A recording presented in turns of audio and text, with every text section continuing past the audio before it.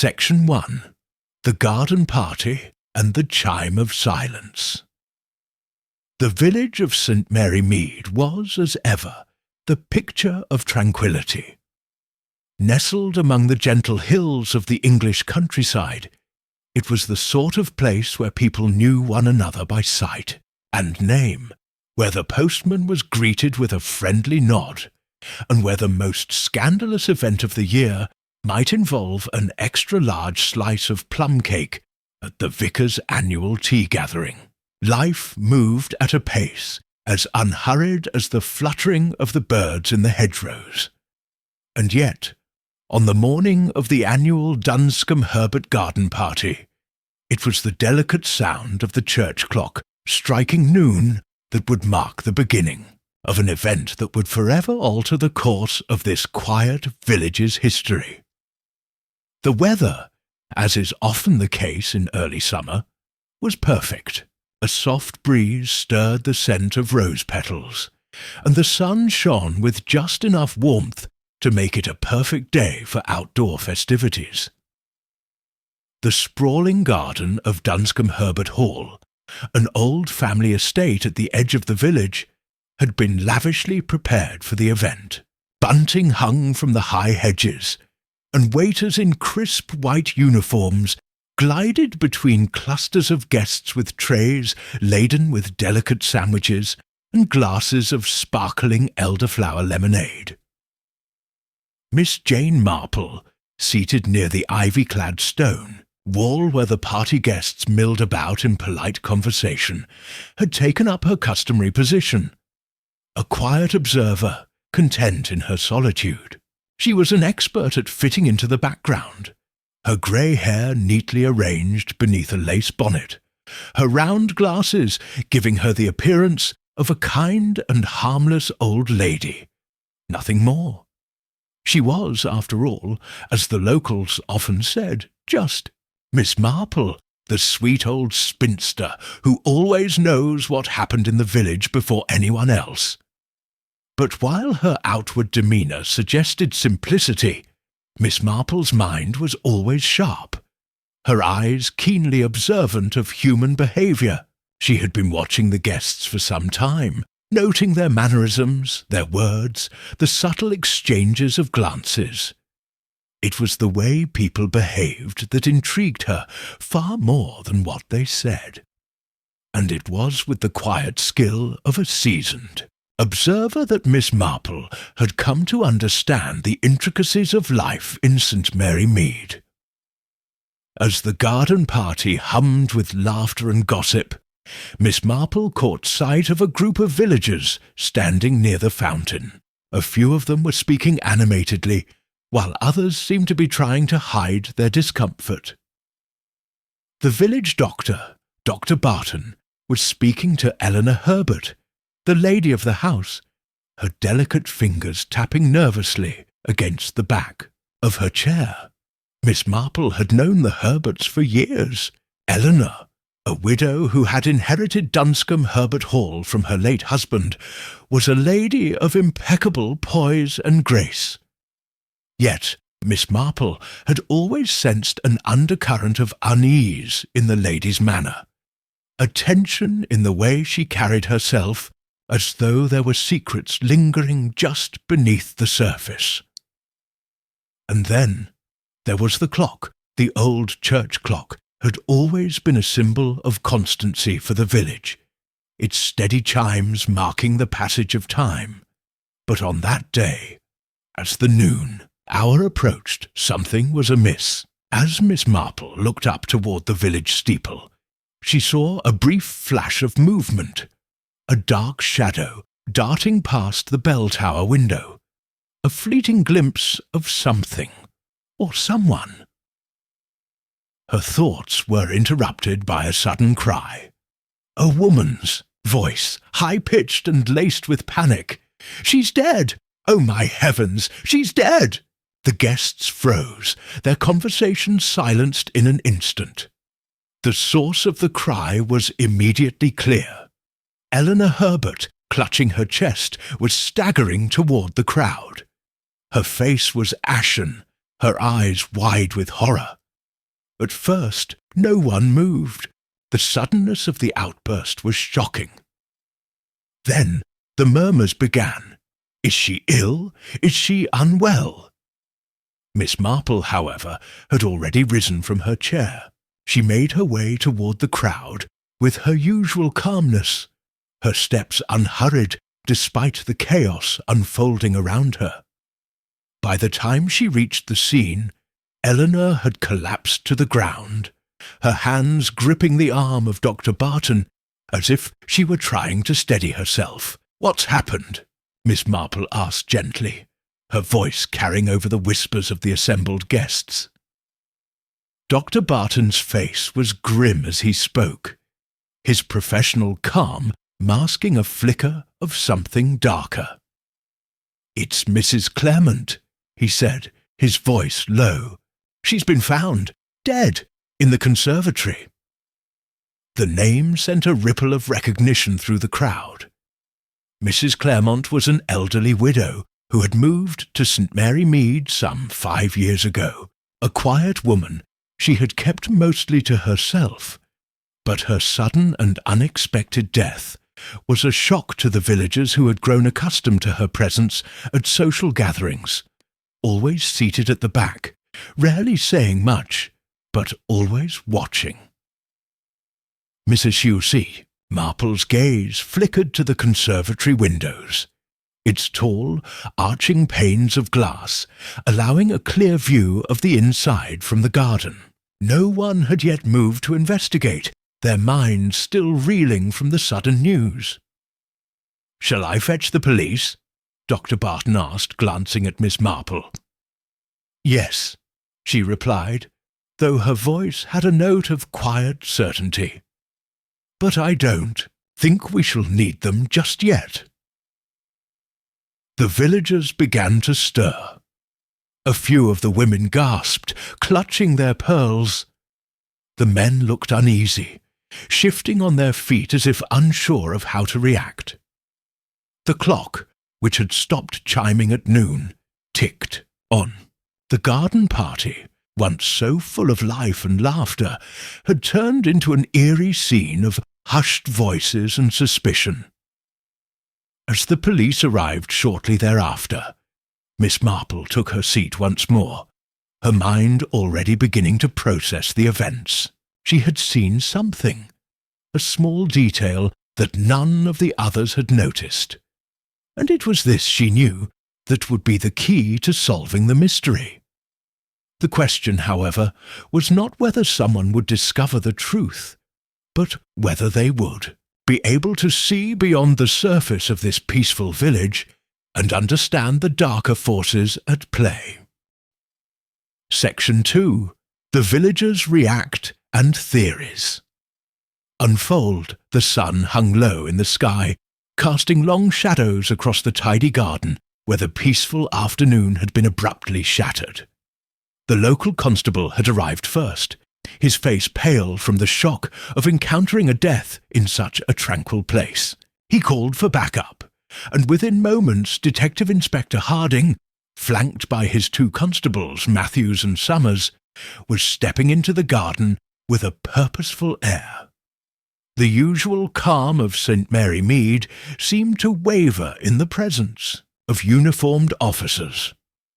The gentle hum of birdsong and the occasional rustle of leaves in the breeze felt jarringly out of place against the undercurrent of panic and confusion now pervading the scene. Harding was a man of average height and average build, but there was nothing average about his presence. His stiff, military-like posture and the heavy moustache that seemed to swallow half his face gave him an air of authority. Though his expression remained measured, there was a gleam of calculation in his eyes that Miss Marple, from her quiet perch by the garden wall, had come to recognize. He was already assessing the scene, taking in the smallest details with the precision of someone used to solving the impossible. His officers, Matthews and Summers, moved about with the same brisk efficiency. though their nervous glances betrayed their unease at investigating a crime in this peaceful village. Miss Marple, sitting as still as ever with her teacup in hand, observed the comings and goings with the practised ease of a woman who had seen such disturbances many times before. Her gaze shifted ever so slightly, capturing the subtle shifts in the crowd around her. Despite the police presence, the villagers had not retreated to their homes in fear or shock. Instead, they lingered, a mix of curiosity, concern, and the almost unspoken thrill of witnessing something extraordinary. This was no ordinary village gathering. It was a moment of crisis, a rupture in the calm that defined their lives. Eleanor Herbert, the hostess of the afternoon's gathering, was still seated on the garden bench near the fountain, her pale face a picture of shock and disbelief. She hadn't spoken a word since the discovery, her eyes vacant as though she were staring, at a great distance. Miss Marple took note of the way her fingers trembled as they clutched the fabric of her skirt. The faintest movement of her lips suggested that Eleanor was murmuring something to herself, but the words were too soft for anyone else to catch. Dr. Barton, the village's resident physician, had appeared beside Eleanor moments after the discovery. He was calm, his movements deliberate, but his eyes never stopped searching.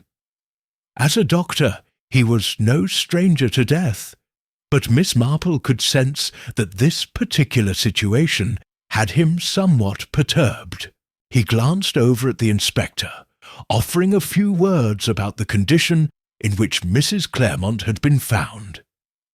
But the moment his gaze shifted back to Eleanor, his expression softened, his voice taking on a more soothing tone. Now, Eleanor," he said gently, laying a hand on her shoulder. "You need to breathe, dear. We will get to the bottom of this, I assure you." It wasn't the first time Miss Marple had observed Dr. Barton's behaviour, and it certainly wouldn't be the last. He had a manner about him, almost too practised, that made one wonder if he were the one in need of comfort rather than his patient. Yet his calm demeanour, so composed on the surface, concealed a sharp mind that Miss Marple knew well, and it was that very mind she would need to keep a close eye on, as his role in the unfolding mystery was far from certain. The village was buzzing now, whispers rippling through the gathering like a storm gathering on the horizon. Mrs. Henderson, the local baker, was the first to raise her voice above the murmur of the crowd. "Well, it's clear enough, isn't it?" she declared, standing a little too tall for the moment.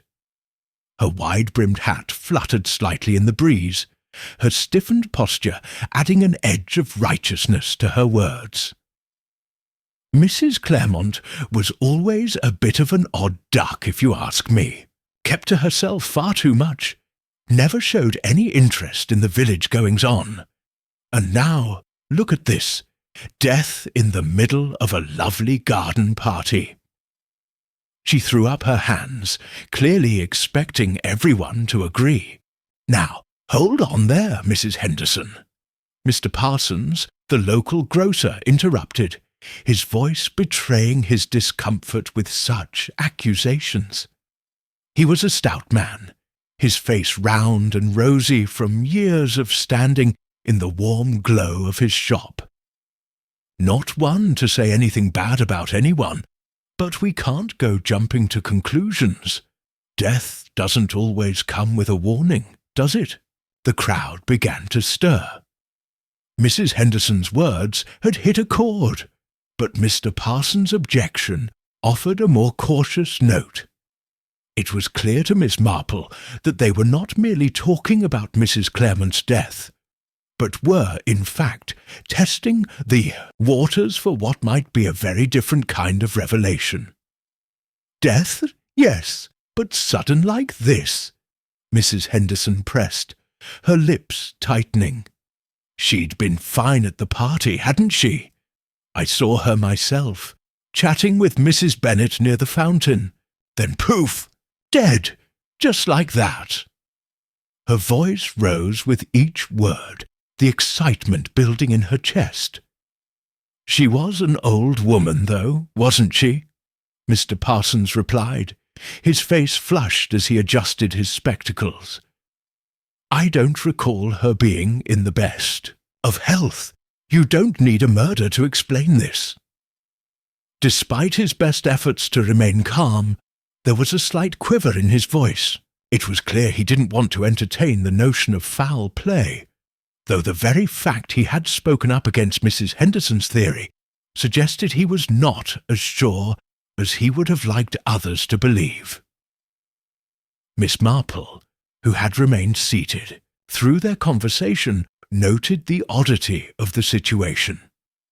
There was more than a touch of hysteria in the air, and it wasn't just Mrs. Henderson who seemed unsettled by the event. The others, too, were agitated, their minds busy spinning theories. There was a heightened sense of uncertainty, and Miss Marple couldn't help but think, perhaps a deeper sense of guilt. People weren't just frightened of what had happened. They were frightened of what could have caused it. It's all so terribly sudden, Mrs. Bennet said. Her voice hushed as she clutched her cardigan around her. Her lips trembled slightly, as though unsure whether she was comforting herself or someone else. She was fine just a moment ago. I didn't hear a thing, not a sound, not until we found her in there. She nodded toward the conservatory, where the body had been discovered. Yes, but what if it wasn't a natural death? Mrs. Henderson interjected, her eyes scanning the crowd for any signs of agreement. What if someone did something to her? Maybe she was poisoned, or there was something in that tea. Poison! Mr. Parsons blurted, his eyes growing wide. Now, I don't know about that. The conversation spiraled, with every villager offering their own explanation. But Miss Marple found herself focusing on the one detail that seemed to have escaped everyone's notice. The clock. The old grandfather clock in the corner of the conservatory had stopped at exactly noon. That alone was strange enough to merit further thought. At first glance, it seemed trivial. Clocks often stopped, particularly old ones. But Miss Marple had learned long ago that such trivial things were often anything but. The coincidence of the exact moment of death, coinciding with the clock's failure, was more than a curious detail. It was a clue, and one that would surely unravel the mystery in time. The conversation had now turned toward other explanations, and Miss Marple remained quiet. But her mind was sharp. She wasn't ready to voice her thoughts, for to do so might show her hand too soon. But the villagers' talk, full of half-baked theories and speculation, was clouding the truth. Inspector Harding had moved closer to the conservatory, his attention focused on the scene inside, while Dr. Barton, who had been hovering near Eleanor, finally stepped away and joined the group. The air was thick with anticipation, as each person speculated wildly, and Miss Marple, ever composed, let them talk. She would remain silent for now. There was no need to rush to conclusions. Time, she knew, would reveal what they had missed. Section 3. Early Investigation. The late afternoon sun began to fade, casting the garden in a golden glow as Inspector Harding surveyed the scene with an air of quiet determination. He had ordered the body to be removed from the conservatory, though. The immediate investigation was far from over. A sense of grim finality had descended upon St. Mary Mead, and although the initial shock had begun to dissipate, the undercurrent of unease remained thick in the air. Miss Marple continued to sit, her hands folded neatly in her lap, as the small crowd of villagers thinned out. Eleanor Herbert, still seated by the fountain, was being comforted by Dr. Barton, her face pale and drawn. Mrs. Henderson, her earlier outburst forgotten, had retreated into the shadows of the garden, gossiping with Mrs. Bennet in hushed tones. The rest of the villagers had slowly trickled away, some offering their theories to the constable as they went, others more content to allow the police to handle the matter. Inspector Harding, however, showed no signs of leaving any time soon. He was methodical in his movements, walking back and forth across the scene as though searching for something hidden from the naked eye. His constables, Matthews and Summers, stood at attention, their sharp eyes scanning the surroundings for anything that might be of interest. There was no doubt that they were hoping for a quick resolution to the mystery. In their experience, a death in a place like St. Mary Mead was a rare and unsettling occurrence, and they were eager to solve it as efficiently as possible. Yet Miss Marple could sense that Harding's focus was beginning to falter. His outward calm was being tested by the nagging uncertainty that came with a case like this, one where the obvious answers did not fit the facts. He had already interviewed several of the villagers, including Mrs. Henderson, Mrs. Bennet, and Mr. Parsons. His questions were directed with precision, but his tone lacked the sharpness one would expect from a man on the verge of solving a crime. It was almost as if he were waiting for something he could not yet name. Miss Marple, ever the observer, watched him carefully from her seat. She had already gathered a great deal of information, more than most of the other villagers, had certainly more than the constables. She knew from experience that the key to solving such a mystery lay not in examining the scene for physical evidence, but in understanding the behaviour of the people involved.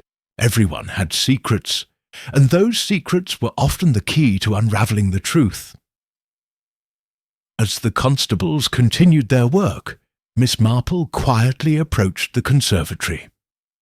She passed by the grandfather clock, which had been stopped at noon, a detail that was now at the forefront of her mind. She knelt down beside it, her sharp eyes tracing the small brass hands which were frozen in place. The clock had not just stopped, it had stopped precisely at noon. The same time Mrs. Claremont had died. Miss Marple's brow furrowed as she examined the timepiece more closely. There was something about it that felt off, but what? Dr. Barton's voice interrupted her thoughts, and Miss Marple turned to find him approaching. He looked slightly flustered. His brow creased in thought as he made his way toward her. "Miss Marple," he began, his tone measured but carrying an air of concern. "I've been examining Mrs. Claremont's body, and I believe she may have died from a natural cause. A heart attack, perhaps. There are no signs of foul play, but I'll need to confirm it with an autopsy." "Of course, Dr. Barton," Miss Marple replied gently, offering him a small smile. She had expected this. The doctor was a man of reason, and his conclusion was as predictable as it was comforting. Natural causes were far easier to accept than the notion of murder, especially in a village like St. Mary Mead. But Miss Marple knew better than to accept anything at face value. There was more to this than met the eye. "But do you not find it curious, Dr. Barton, that she was so well in the morning, and yet—" Dr. Barton raised an eyebrow. his eyes narrowing as he considered her words. "Curious? How so?" "Why, the clock," Miss Marple said, her voice calm yet insistent. "It stopped at exactly noon, the same time Mrs. Claremont was found dead. Don't you think that's rather odd?" Dr. Barton's gaze shifted to the clock, and for a moment Miss Marple could see the flicker of recognition in his eyes. "I suppose it is," he admitted, his voice trailing off as he pondered the implications. "But clocks can stop for all sorts of reasons. It might simply be a coincidence, perhaps," Miss Marple agreed with a soft chuckle. "Or perhaps it's a sign, a clue, if you will." She paused for a moment, watching Dr. Barton closely. "But you're right. A coincidence can often lead to a clue. I shall leave it to you to sort out the details of the cause of death. I, however, will focus on something else." Dr. Barton looked at her for a long moment, his lips pressing together in a thin line. He seemed about to say something more, but stopped himself, instead giving her a tight nod. "I'll leave you to it, Miss Marple," he said, his voice tinged with a mixture of resignation and curiosity. Miss Marple gave him a friendly smile and turned back to the clock. As Dr. Barton walked away, she could not shake the feeling that the doctor's assessment, while reasonable, was wrong. The natural causes explanation simply did not sit well with her. The stop of the clock at noon was no coincidence, and while everyone was focused on the possibility of heart failure or an accident, Miss Marple felt an underlying tension in the air, as though someone, perhaps even someone present, was hiding the truth. The constables, meanwhile, had turned their attention to the surrounding area. Matthews was questioning the gardener, a man named Mr. Ford, about his movements that afternoon, while Summers spoke to Eleanor once more, asking her to recount the events leading up to the discovery of Mrs. Claremont's body. Miss Marple knew it was only a matter of time before Harding would bring the villagers together for another round of questioning. But she also knew that this process was unlikely to yield any immediate results. Everyone was so eager to prove their innocence, so quick to offer their own theories, that the truth remained obscured. She had to wait, she reminded herself.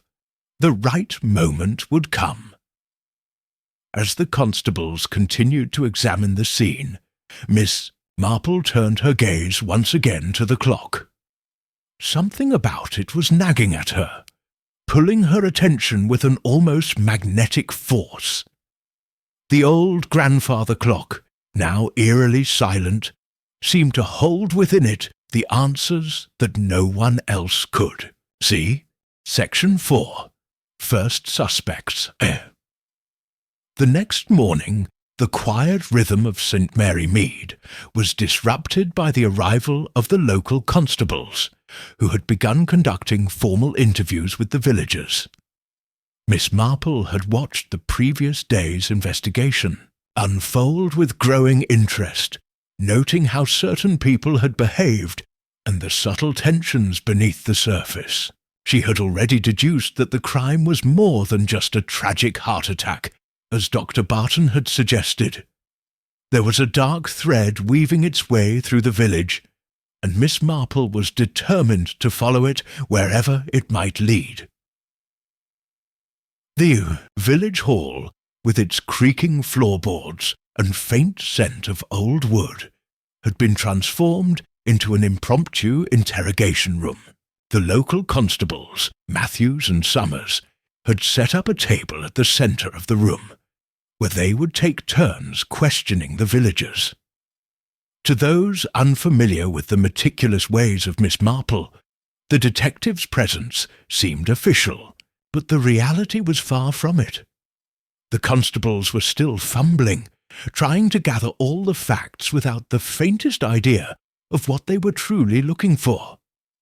Miss Marple had not yet been approached, and as she sat in a corner, carefully watching each person who entered, she marvelled at the little drama that played out in front of her. It was as if the village had suddenly become a stage, and each person had a role to play. Some villagers walked in confidently, offering their own version of events.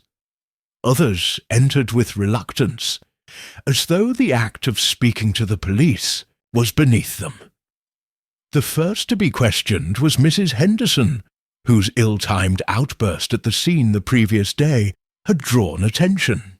It was clear she had an opinion on everything, and her sharp tongue was not likely to miss the opportunity to cast suspicion on others. "I saw her, you know," Mrs. Henderson began, before the constables had even asked her a question. "Mrs. Claremont, I mean. She was out in the garden speaking to Dr. Barton just before lunch. No, not speaking, more like arguing, if you ask me. Quite a heated discussion. I didn't hear what about, but you could see the tension in the air." "Did you see anyone else around, Mrs. Henderson?" Constable Matthews asked, pen poised over his notebook. "No, just them," she replied quickly, her eyes narrowing with suspicion, "though I suppose one can never be too sure. You can't trust anyone in this village. People hide things, you know, and they like to pretend everything's just dandy. But I've seen things, heard things too." Mrs. Henderson's words hung in the air, but the constables, still inexperienced with such matters, let her go on without much interruption. She rattled off names of other villagers she suspected, names with little merit, and more than a hint of personal bias. She accused Mrs. Bennet of jealousy, suggesting that the older woman might have had something to do with it. Then there was Eleanor Herbert, whom she declared to be far too quiet for comfort. And of course there was Mr. Parsons, the well-known gossip, who, according to Mrs. Henderson, always seemed to know too much for a man who did nothing more than sit in the pub all day. "What about the clock?" Miss Marple asked quietly, cutting through the clamour of voices. Her soft words immediately grabbed everyone's attention. Mrs. Henderson stiffened, her eyes darting towards the direction of the conservatory. "Excuse me." Mrs. Henderson's voice trembled ever so slightly. "The clock, Mrs. Henderson," Miss Marple repeated. "It stopped at noon, exactly when Mrs. Claremont was found. Did you notice that?" Mrs. Henderson glanced nervously at the other villagers, who had started to crowd around the doorway, eager to eavesdrop on the conversation. She swallowed hard, as if weighing whether to answer. "No, I didn't notice," she muttered, her tone defensive. "But it's not my place to say. It's a clock. It could have stopped at any time, couldn't it?" Miss Marple smiled gently, as though nothing unusual had been said. "Of course, dear, but I find it odd that it stopped at such a precise moment. Don't you?" The subtle shift in Mrs. Henderson's expression confirmed to Miss Marple that she knew more than she was letting on. But instead of pressing, Miss Marple simply nodded and stepped back, allowing the questioning to continue. After Mrs. Henderson, Eleanor Herbert was ushered in. Her demeanour was fragile, her eyes constantly flicking about, as though she feared someone might be watching her every move. Miss Marple had observed her carefully the previous day, noting the soft, trembling hands, and the way she had clutched her purse during the initial shock of Mrs. Claremont's death. Eleanor was a woman whose emotions ran close to the surface, a trait that Miss Marple found both revealing and telling. "Mrs. Herbert," Constable Summers began, "could you please tell us where you were at the time of the incident?" Eleanor's lips quivered as she spoke. I was in the garden just after lunch. I was watering the flowers. I didn't see anything unusual, just the usual afternoon calm. Did you hear anything? A noise? A shout? Constable, Matthews pressed. Eleanor hesitated before shaking her head. No, nothing at all. But you were aware of Mrs. Claremont's presence in the garden earlier in the day, Miss Marple interjected, her voice soft but probing. Eleanor nodded, her expression faltering. Yes, she came out to sit by the bench. I think she was waiting for Dr. Barton. He was out there earlier, speaking to her. And did they seem upset? Miss Marple continued, her tone casual, as if asking about the weather. Eleanor hesitated again, then glanced at Miss Marple as though she could see through her. There was something strange about the way Mrs. Claremont was acting. She looked nervous, maybe, but I didn't want to pry. It's not my place to get involved in other people's business. Miss Marple gave a small nod of understanding. Indeed, dear. But sometimes it's the small things we don't notice that matter the most, isn't it? Eleanor lowered her gaze, her fingers tightly clutching her purse. She said nothing more, but the way her hands trembled told Miss Marple more than words ever could. There was something Eleanor was hiding, something she was afraid to reveal. When Eleanor was dismissed, the constables looked to Mr. Parsons, who had been the last to be questioned. He was a man of few words but many observations, a character whom Miss Marple had always regarded with a quiet amusement. He had no clear allegiances, often slipping in and out of conversations with little regard for anyone's feelings. His love for gossip was well known, and he seemed to take a particular pleasure in weaving elaborate tales of village intrigue. Mr. Parsons, Constable Matthews began, do you have anything to add to the investigation? Parsons adjusted his waistcoat and scratched his chin. Well, now, if you're asking me, I'd say it's all rather simple, isn't it? Old Mrs. Claremont didn't exactly have a peaceful reputation. I mean, she wasn't the nicest lady to everyone, was she? Lots of people had reason to be upset with her. And who exactly might that be? Constable Summers asked, raising an eyebrow. Ah, well, there was the matter of the estate, wasn't there? You didn't think she was going to leave it all to Eleanor, did you? Mr. Parsons raised an eyebrow, his voice taking on a tone of knowing insinuation. There were whispers about a young man, someone close to her. I don't know all the details, but it's a fact people don't take kindly to being left out. Of a will. Miss Marple caught the quick glance that passed between Parsons and Constable Matthews. She did not need to hear more. She had already gleaned enough. It seemed the villagers had plenty of reasons for harbouring resentment, and it was this very resentment that had laid the groundwork for murder. As the questioning continued, Miss Marple allowed her thoughts to settle. The clues were beginning to fall into place, but she knew better than to make any hasty conclusions. There were layers of deception here, and it would take her gentle but shrewd approach to peel them away, one by one. Section 5. A Hidden Clue. The morning sun had risen higher, casting a golden glow over St. Mary Mead. It was the kind of day that promised nothing but ordinary events. Yet there was a quiet undercurrent of tension in the village that hinted at something far more sinister. Miss Marple sat in her cosy sitting-room, a cup of tea cradled in her hands, the afternoon hours stretching before her. The soft tick of the grandfather clock in the corner punctuated the silence.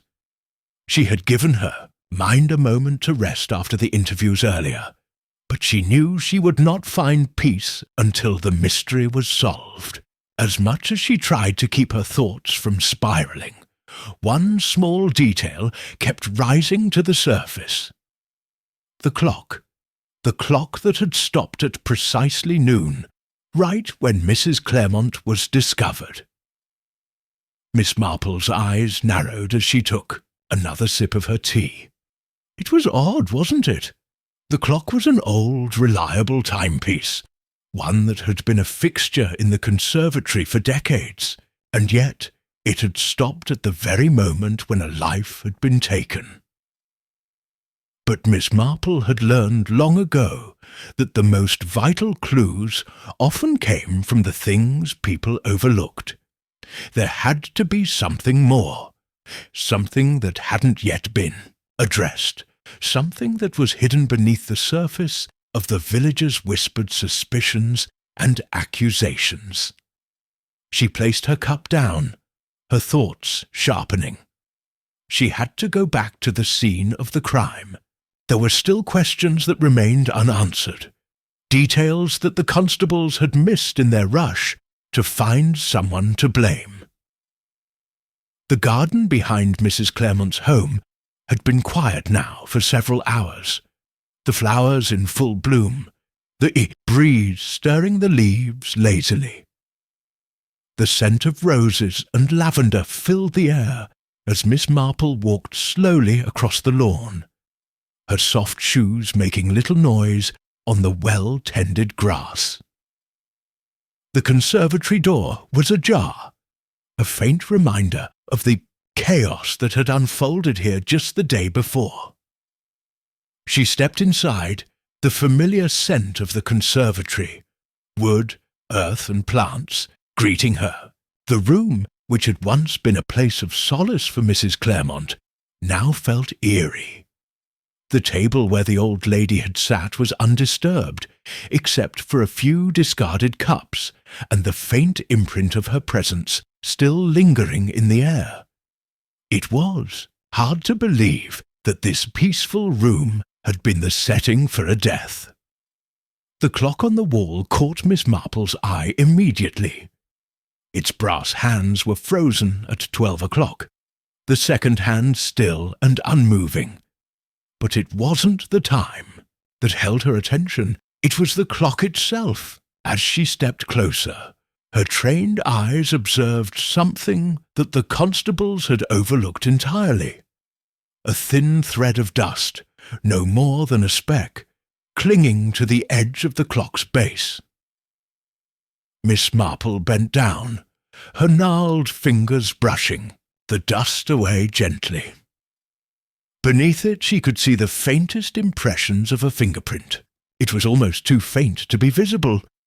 Yet there it was, a mark left by someone who had touched the clock recently. Her heart quickened, but she kept her expression calm. This was the break she had been waiting for. Standing up, she took a slow, deliberate look around the room. There was no sign of forced entry, no sign of struggle. The door to the garden had been left ajar, but that was hardly surprising. Mrs. Claremont had been the type to open the windows and doors in the afternoon to let the air in. It was clear from the evidence that whoever had been in the conservatory had been able to enter without difficulty. Miss Marple's gaze shifted to the floor. There, under the table, lay a small but significant object. A button. A single button, its edges frayed and darkened with age. It was small, barely noticeable among the scattered papers and old books that Mrs. Claremont had left behind. But to Miss Marple, it was a vital clue. She knelt down again, reaching for the button. It was not just any button. It was the button from a military coat, perhaps from an officer's uniform. Miss Marple had seen such buttons before, at one of the village dances, in fact, where a young man had worn a similar coat. The button was unmistakable. With the button now in her hand, Miss Marple stood up slowly, considering the implications. The button was clearly not Mrs. Claremont's, and the person who had lost it had likely been here recently. But why? What had they been doing in the conservatory? And why hadn't anyone noticed it earlier? The answers were beginning to form in her mind, but Miss Marple was not one to rush to conclusions. There was still much to unravel, and this button, while a useful lead, was but one piece of a larger puzzle.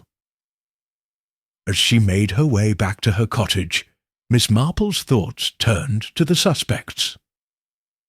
Mrs. Henderson had been so eager to point fingers, yet there was something about her nervousness that didn't quite fit. Eleanor Herbert, with her fragile demeanour, had appeared to be hiding something, but Miss Marple could not yet determine whether it was guilt or fear that she had sensed. And then there was Mr. Parsons, the gossip, who seemed to have more knowledge than he was letting on. All of them were possible suspects, yet none of them felt entirely right. The more Miss Marple thought about it, the more it became clear that the crime was not as simple as it seemed.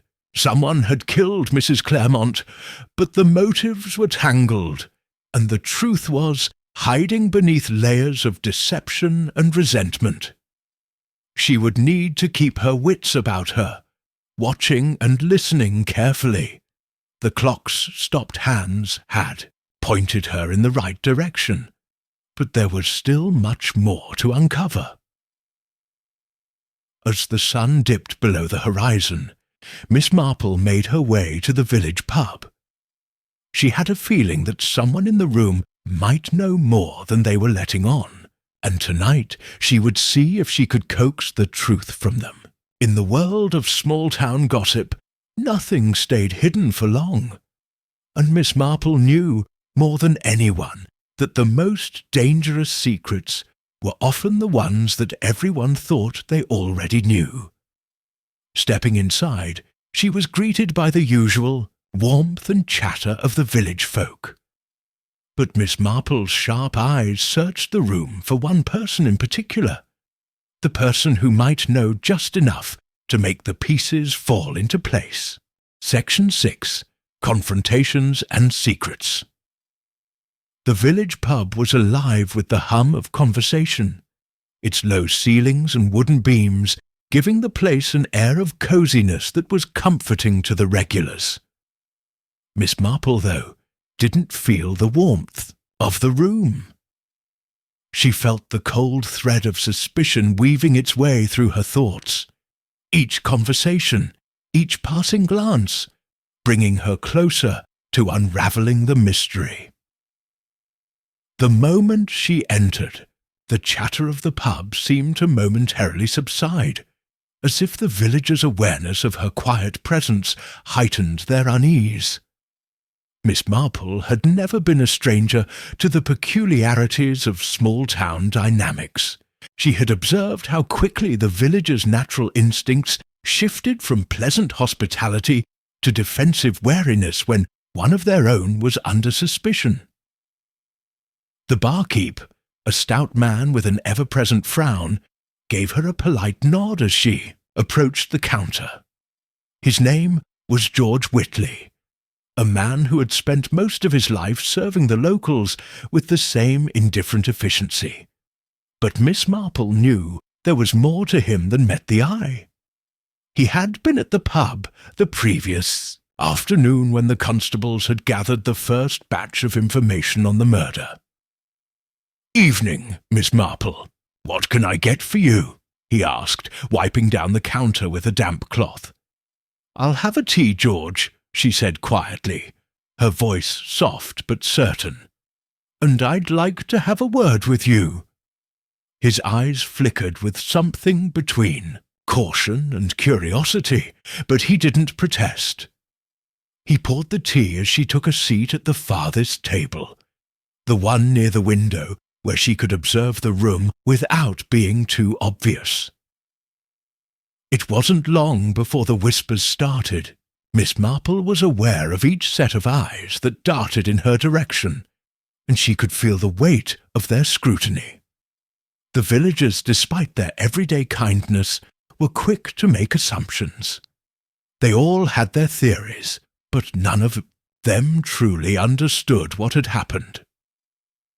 As she sipped her tea, her gaze fell upon Eleanor Herbert, sitting in a corner by herself, her eyes downcast and her hands nervously twisting a handkerchief. The young woman had been a regular at the pub in recent days, always appearing as if she were trying to avoid notice. Yet Miss Marple had learned to trust her instincts, and Eleanor's behaviour struck her as odd. She seemed to be hiding something, not a new sentiment for Miss Marple, who had spent much of her life watching people. Eleanor's anxious energy only deepened the mystery. Miss Marple waited for the right moment, letting the conversation around her fade into the background. She would speak with George Whitley first. After all, there was something about his behaviour the day before that had intrigued her.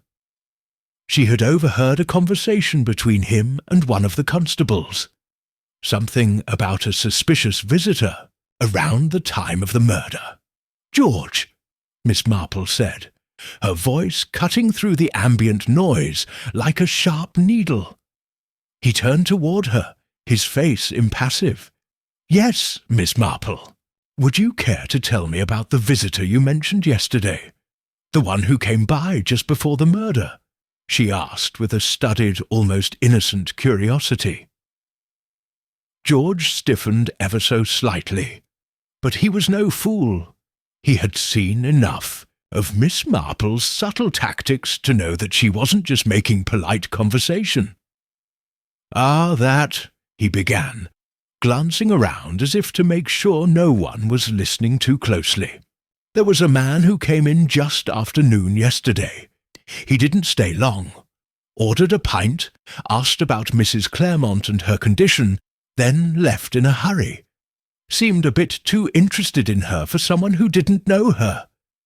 Miss Marple's eyes sharpened, the faintest glimmer of understanding flashing across her mind.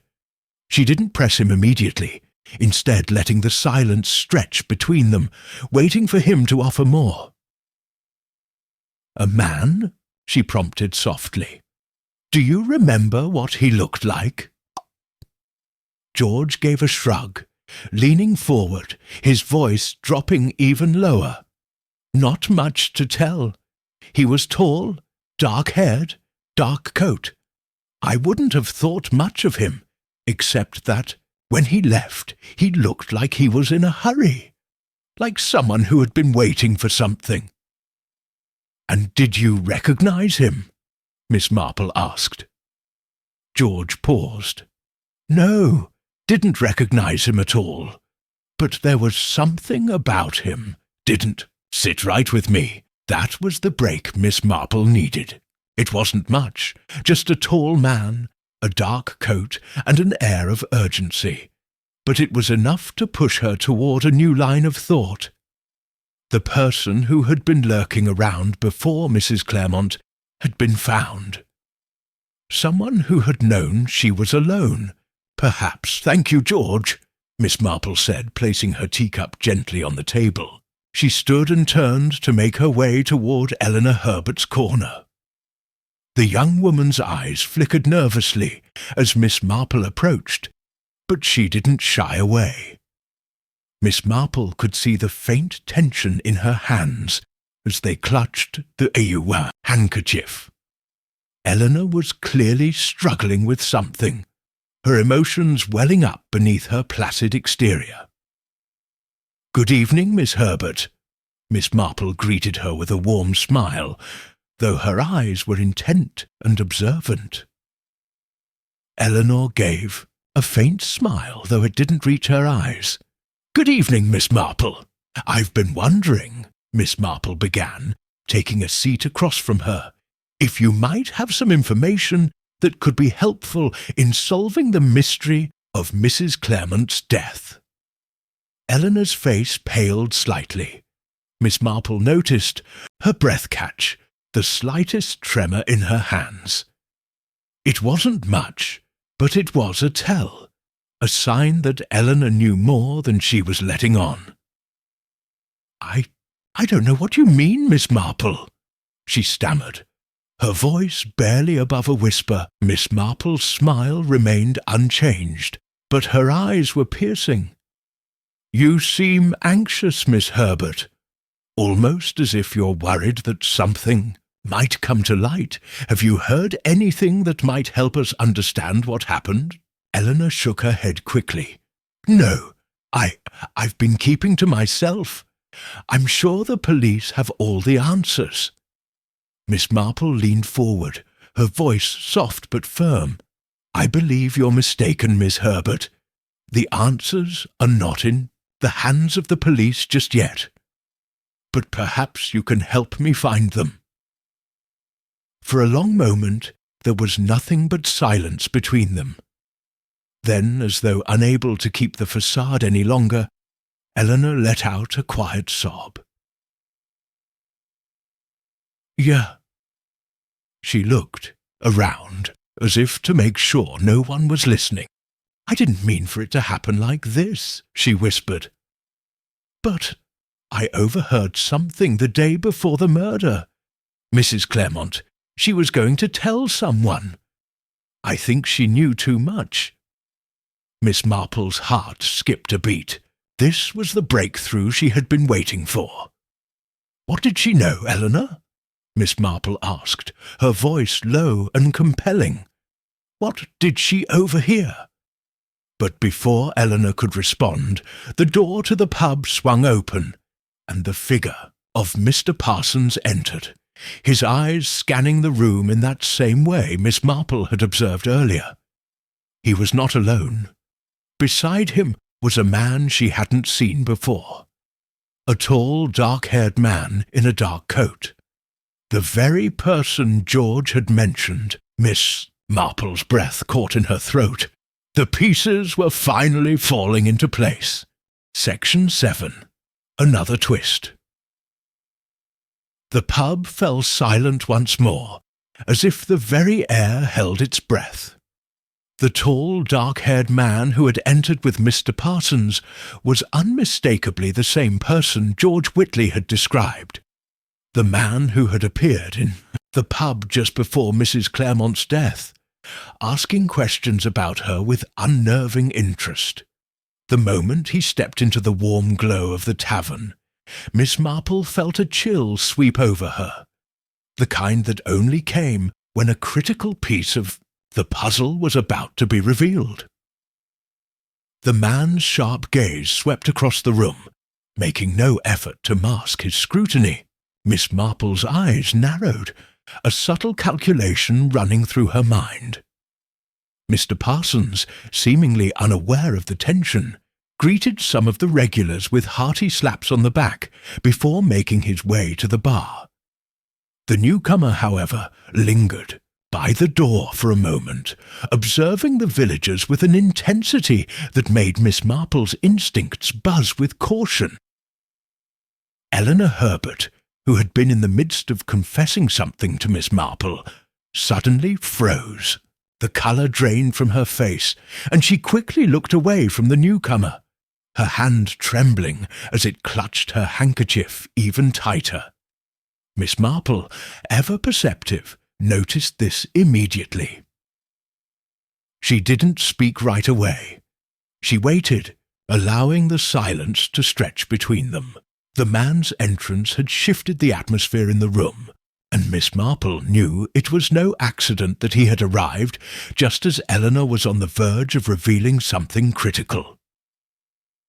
The newcomer's gaze settled on Miss Marple, as if sensing that she was watching him.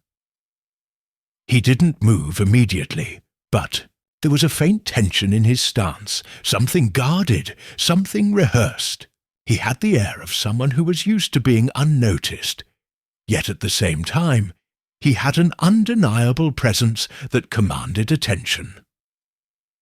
With a quiet nod, Miss Marple excused herself from the table, making her way toward the bar. As she approached, Mr. Parsons caught her eye and offered a smile, though it didn't quite reach his eyes. There was something about his demeanour that felt off, as though he were trying too hard to seem casual. "Good evening, Miss Marple. Lovely to see you out and about," he said, his tone a little too loud for the setting, as if he were attempting to fill the space with words to mask his unease. "Good evening, Mr. Parsons," Miss Marple replied, her voice warm but sharp with subtle inquiry. "It's been quite a day, hasn't it?" "Oh, it has indeed," he agreed, his smile faltering as he noticed her keen gaze. "I assume you've heard the latest from the constables, then?" "I've heard a few things," Miss Marple said, her eyes flicking over to the dark-haired man who was now leaning against the door frame with his arms crossed, watching them intently. "And I believe there's more to this story than anyone has let on." Mr. Parsons shifted uncomfortably, casting a glance toward the newcomer, before leaning in slightly, his voice dropping. "Well, we're all just waiting to see how this one plays out. But don't you think we're starting to go around in circles, Miss Marple? Maybe it's time to leave the investigation to the professionals." Miss Marple gave him a smile, gentle, knowing, but her eyes held a glimmer of something more. "Oh, I do intend to leave it to the professionals. But you see, Mr. Parsons, sometimes the professionals overlook what's right in front of them, signor Eddard." That, the dark-haired man finally moved, pushing himself off the doorframe and approaching the bar. Mr. Parsons straightened immediately, his demeanour shifting from casual to stiff. "This is my associate," he said, his tone taking on a new formality. "This is Mr. Grant, a friend of mine from London. He's been helping with some matters of business." Miss Marple nodded politely, offering a smile that didn't quite reach her eyes. "How do you do, Mr. Grant?" The man's eyes flickered over Miss Marple's face, calculating, before offering a cool nod in return. "A pleasure," he said, his voice low and smooth.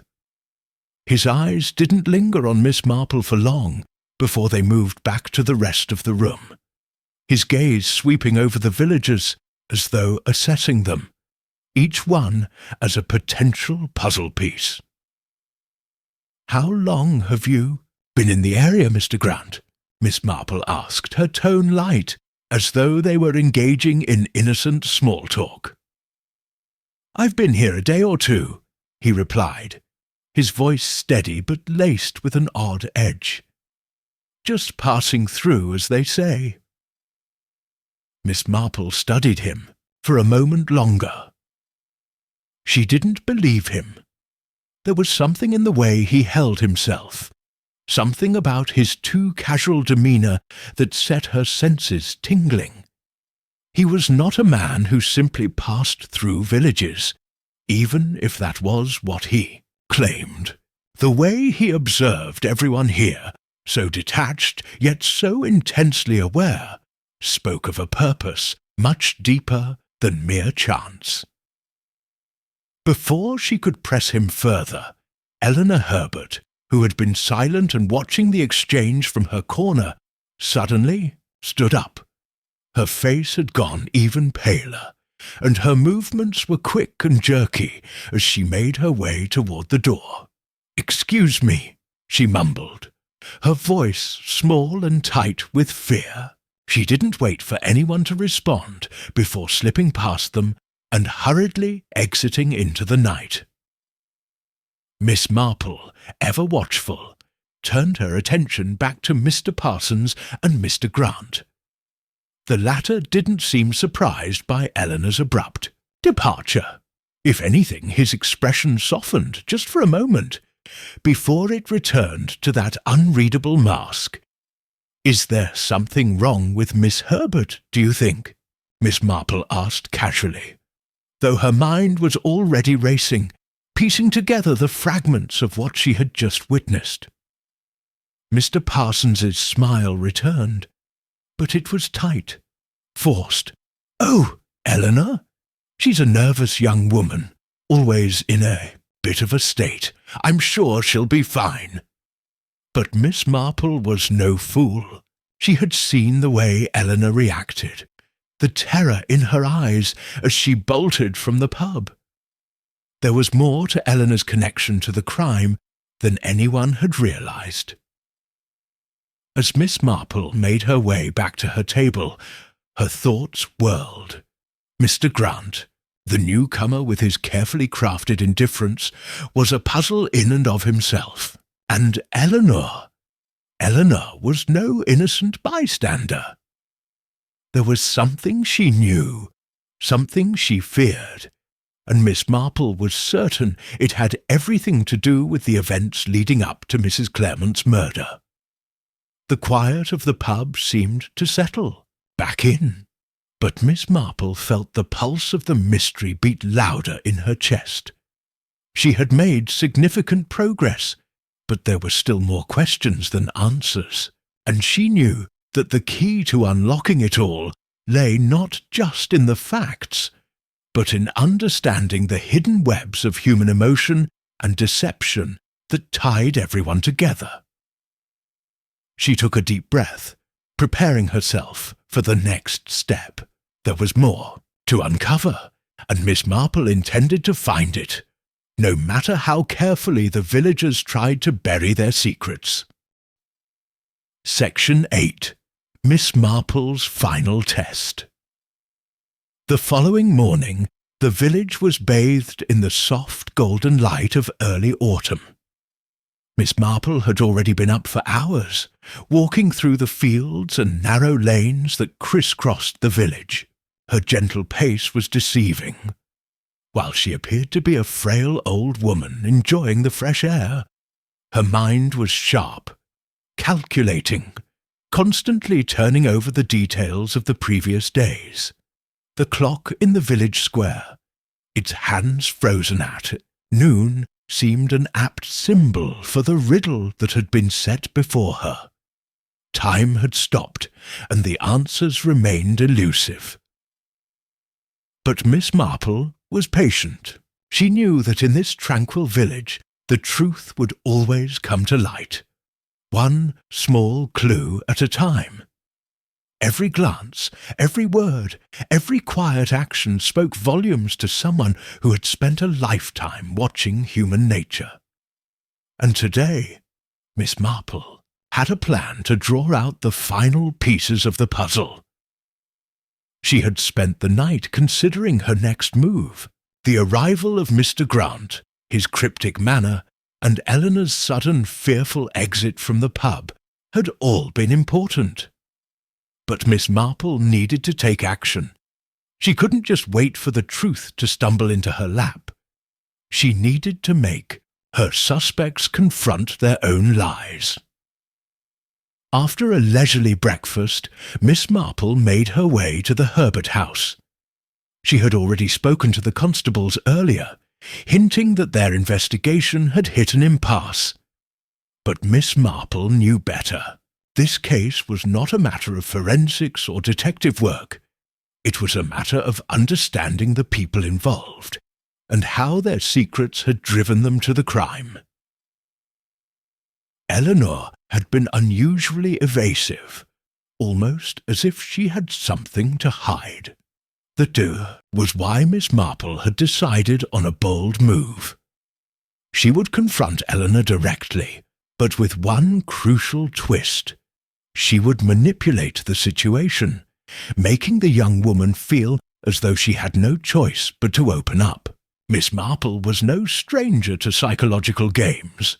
She had, after all, spent decades observing the inhabitants of St. Mary Mead, unravelling their motivations one subtle question at a time.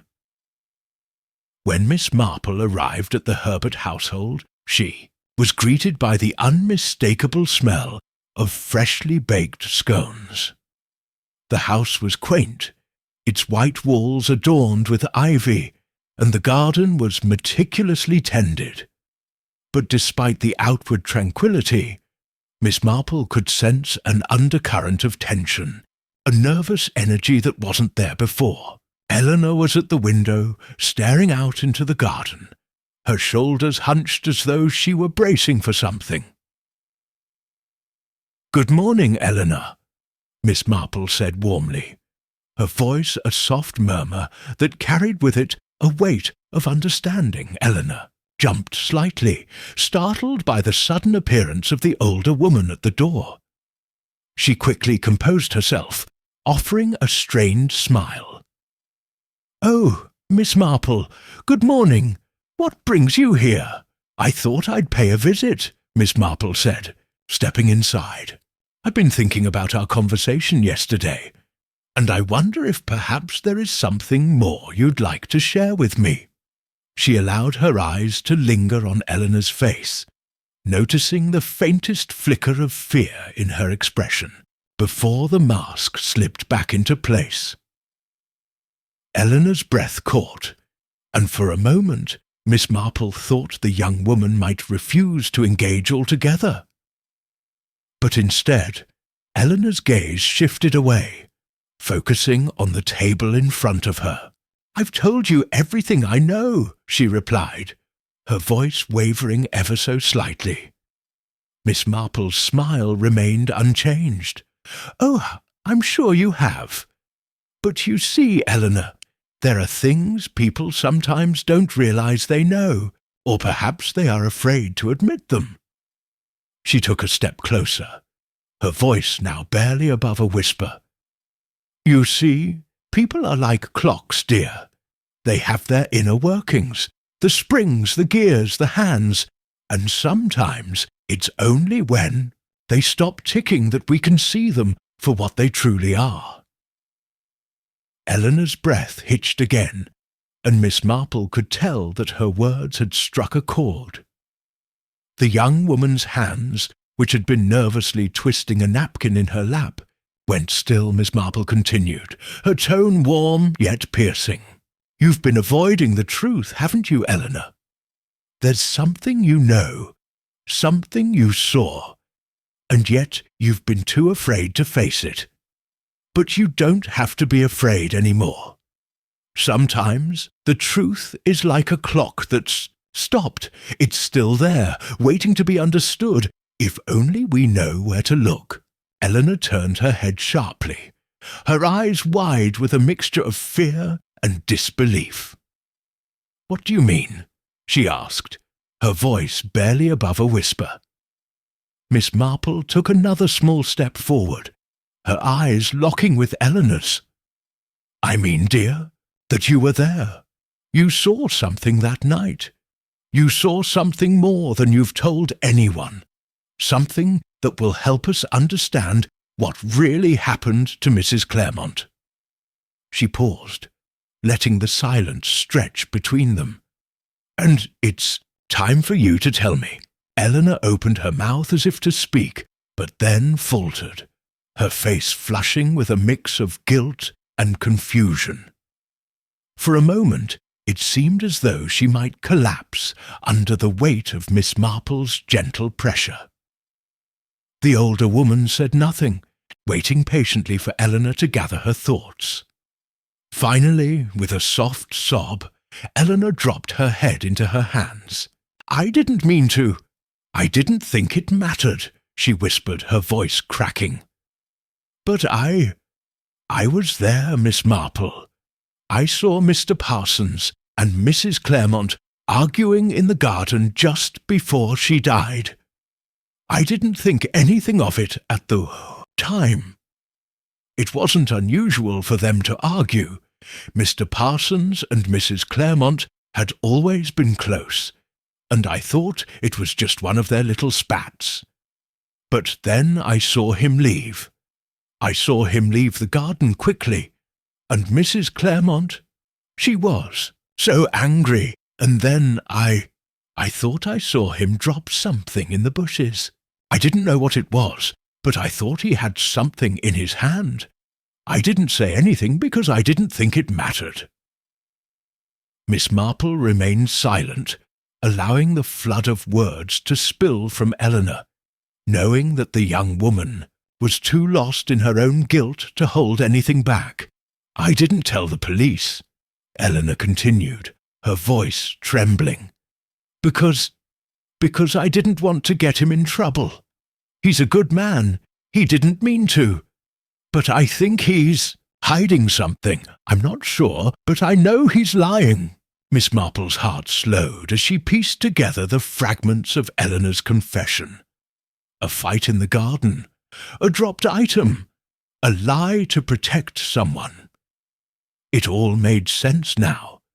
Mr. Parsons had been the centre of this tragedy. He had been hiding something, just as Miss Marple had suspected. "Thank you, Eleanor," Miss Marple said softly. "You've helped me more than you know."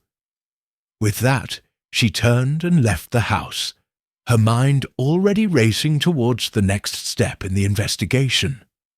There was still work to be done, but now, with this new piece of the puzzle in place, the truth was just a little closer, just a little clearer. And soon Miss Marple would be ready to make her final move. The clock, once again, was ticking. Section 9. The Reveal. The village of St. Mary Mead, as always, seemed at peace. The church bell tolled, marking the passage of time, while children played in the streets and the scent of autumn leaves filled the crisp air. Yet, for Miss Marple, the quiet facade of the village concealed a complex web of deception, guilt, and fear. She had spent the past few days carefully observing, listening, and piecing together the puzzle that had been presented to her. The clock in the square, forever stopped at noon, had become a symbol of the village's secrets, frozen in time, yet holding the answers to an unsolved crime. Now, after days of investigation, Miss Marple stood at the centre of it all, poised to uncover the truth. Miss Marple had spent the morning with the constables, drawing out the key pieces of evidence and aligning them with the testimony Eleanor had reluctantly provided. It was clear that the pieces were falling into place, just as Miss Marple had expected. The story had always been more than what it seemed, but it was now time to expose the final threads of the mystery. As the afternoon sun began to dip lower, in the sky, Miss Marple invited the key players in the case to a gathering at the Herbert house, where she had carefully arranged for the confrontation. The living room was cosy, with its warm fireplace crackling and the smell of freshly brewed tea wafting through the air. The group, though small, was tense, each person unaware of how their roles had intertwined in the tragic death of Mrs. Claremont Eleanor. Still uneasy but somewhat relieved, was seated near Miss Marple. She had confessed her suspicions and shared the key detail of the argument between Mrs. Claremont and Mr. Parsons. The others present were Mr. Parsons, whose stoic demeanour betrayed little emotion, and Mrs. Claremont's closest friend, the charming and affable Mrs. Montgomery. The constables were stationed discreetly at the door, ready to take action at the slightest hint of danger. The atmosphere was thick with suspense, and Miss Marple's sharp gaze moved between the assembled characters as she sipped her tea, allowing the tension to build. She knew that this was the moment she had been waiting for, the culmination of all her careful observation and analysis. "Well, now that we are all gathered," Miss Marple began in her usual gentle, unhurried manner, "I'd like to thank you all for your cooperation. It's not easy to find yourself caught in the middle of such unpleasant business. But I trust you'll agree that we've all come to a very important juncture in our little mystery." She paused, her eyes twinkling behind her spectacles. "You see, when I first heard of Mrs. Claremont's tragic death, I had a sense that it wasn't the random misfortune it appeared to be. In fact, I was certain that someone here knew more than they were letting on." She smiled lightly. "It's always the case, you know. People think that by hiding their secrets, they'll escape the consequences. But secrets have a way of unravelling, often in the most unexpected ways." She glanced at Mr. Parsons, who shifted in his seat, his jaw tightening slightly at her words. Miss Marple allowed the silence to linger for a moment longer before continuing. "Of course," she said, "I could never have solved this mystery without a few critical clues, some of which, I admit, took longer to surface than I would have liked." Her voice dropped, her tone becoming more contemplative. "But once they did, it became clear to me that the truth was just as I feared." At this, Mr. Parsons looked uncomfortable.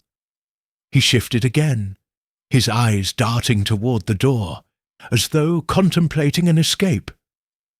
But Miss Marple was quick to steady the mood with her next words. "The argument in the garden," she began, her voice carrying a subtle weight of revelation. "That was the first piece of the puzzle. Eleanor, bless her heart, remembered that she saw you, Mr. Parsons, leaving the garden that evening in haste. It wasn't an unusual sight, of course. You've often had arguments with Mrs. Claremont, haven't you?" Mr. Parsons stiffened at this, his gaze hardening. He remained silent, but the subtle twitch in his hand betrayed his discomfort. "You were close, you and Mrs. Claremont," Miss Marple continued, "and those kinds of relationships often lead to disagreements, don't they? She was a strong-willed woman, and sometimes strong-willed people don't get along well with others. But there was something different about this argument, wasn't there, Mr. Parsons?" At her words, the room fell into a tense silence, broken only by the crackling of the fire. Mrs. Montgomery, her face pale, shifted uneasily in her chair, glancing nervously between the two of them. Miss Marple let the silence stretch. She wasn't in a hurry. She knew that the longer she spoke, the more her suspects would squirm. "The key, you see," Miss Marple said softly, "was not in the argument nor the hurried departure. It was in what you dropped when you left Mr. Parsons." Mr. Parsons' face twitched. For a brief moment, his eyes flickered with panic, but he quickly regained control. He opened his mouth, but Miss Marple was quicker. "You see," Eleanor told me that she saw you drop something in the bushes as you left the garden.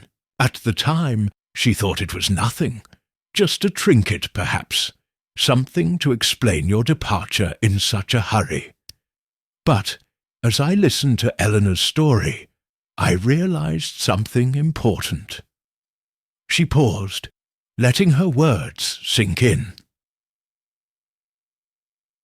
"The item you dropped wasn't something trivial. It was a clock, wasn't it, Mr. Parsons? A clock that had been stolen from Mrs. Claremont's study, the very clock that had stopped at noon on the day of her death." A sharp intake of breath came from Mrs. Montgomery, and she turned to look at Mr. Parsons with wide eyes. The blood drained from his face, and for the first time his composure slipped. "You see, Mr. Parsons," Miss Marple continued gently, "I deduced that the clock was no mere timepiece. It was a message, a reminder, if you will, of the relationship between you and Mrs. Claremont. She had discovered something about your past that you couldn't allow to come to light, and so, in a fit of panic, you killed her to keep those secrets hidden. Mr. Parsons opened his mouth to protest, but Miss Marple raised a hand, stopping him. "It's no use, Mr. Parsons. The evidence is clear, and while you may think you've gotten away with it, the truth always comes to light, one way or another." For a long moment, no one spoke. The only sound in the room was the crackling of the fire. Mr. Parsons finally slumped forward in his chair, defeated. His eyes closed, and he exhaled sharply, as though all the air had been knocked out of him. "It was supposed to be easy," he whispered hoarsely. "I never meant for it to go this far." Miss Marple regarded him with a look of quiet sympathy.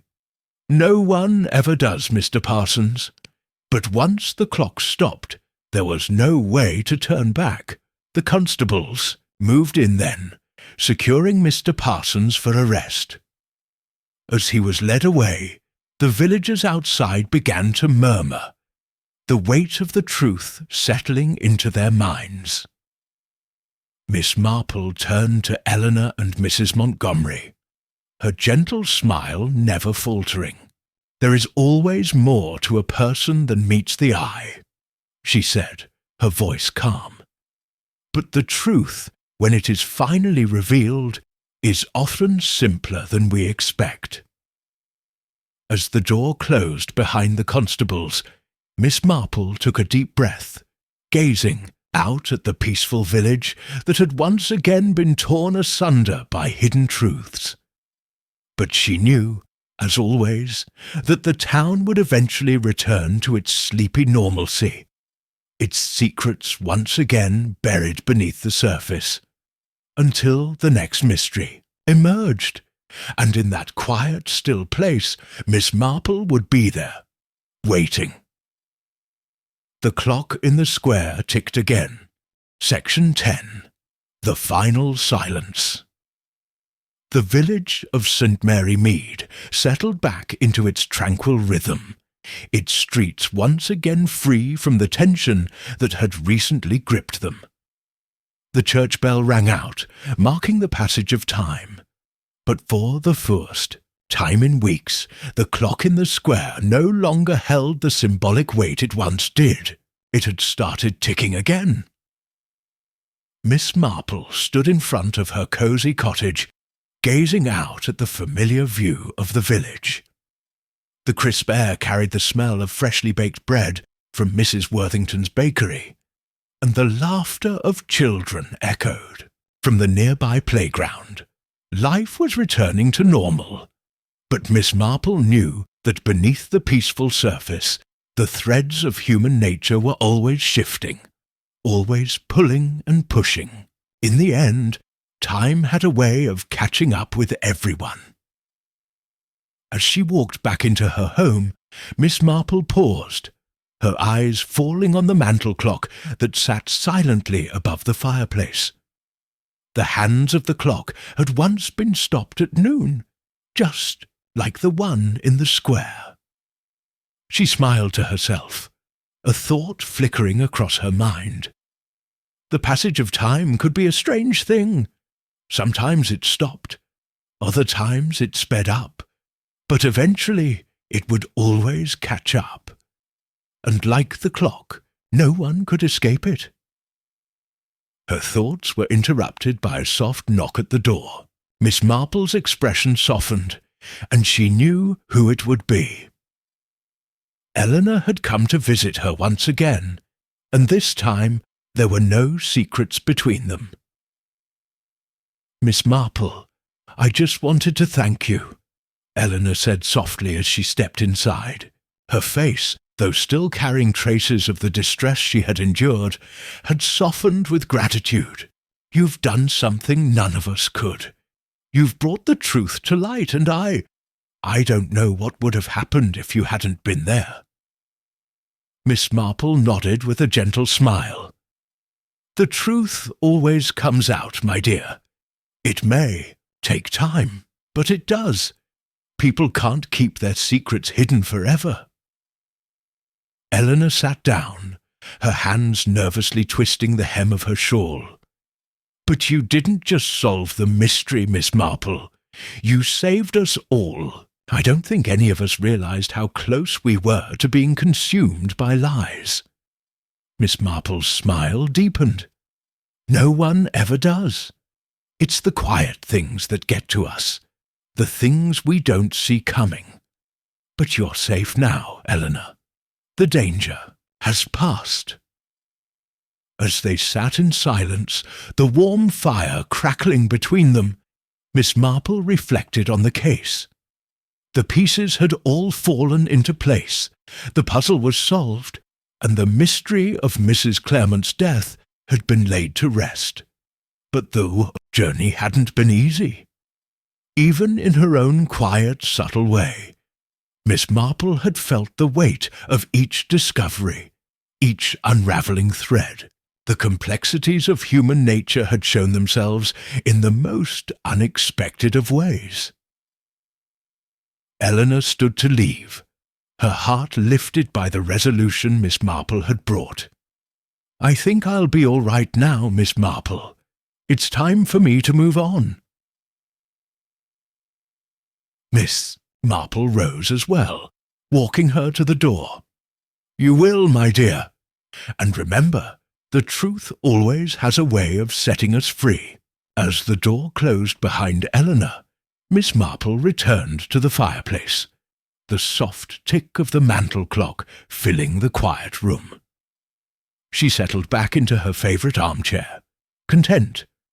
She had done her part, and the village would continue, the way it always did. But somewhere, just beyond the village boundaries, the clock in the square ticked on. Miss Marple looked out the window, watching the shadows lengthen as the sun began to set. The mystery had ended, but life would continue, with its inevitable cycles of joy and sorrow, truth and lies. It was in these quiet moments amid the passing of time that Miss Marple found her peace. The clock had stopped, but now it was ticking again, and all was well in St. Mary Mead.